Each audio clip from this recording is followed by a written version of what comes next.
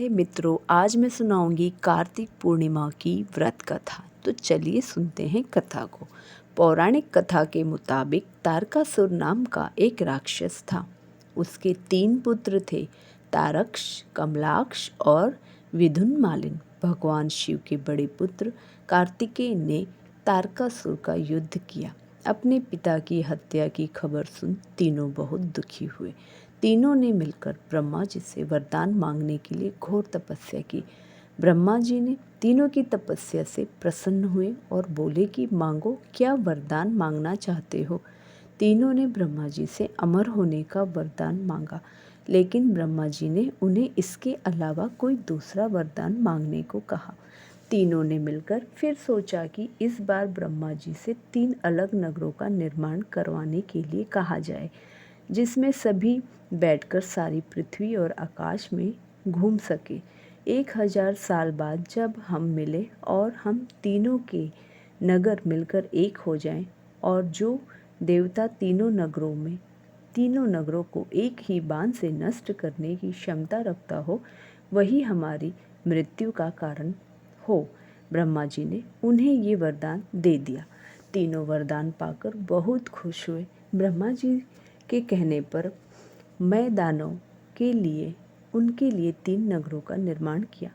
तारक्ष के लिए सोने का, कमला के लिए चांदी का और विदुन्माली के लिए लोहे का नगर बनाया गया। तीनों ने मिलकर लोकों पर अपना अधिकार जमा लिया। इंद्र देवता इन तीनों राक्षसों से भयभीत हुए और भगवान शंकर की शरण में गए। इंद्र की बात सुन भगवान शिव ने इन दानों का नाश करने के लिए एक दिव्य रथ का निर्माण किया। इस दिव्य रथ की हर एक चीज़ देवताओं से बनी। चंद्रमा और सूर्य से पहिए बने। इंद्र, वरुण, यम और कुबेर रथ के चाल घोड़े बने। हिमालय धनुष बने। शेषनाग प्रत्यंचा बने।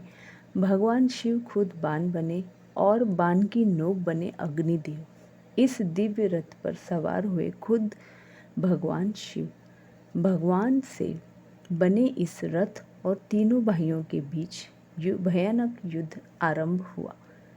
जैसे ही ये तीनों रथ एक सीधे में आए, भगवान शिव ने बाण छोड़ तीनों का नाश कर दिया।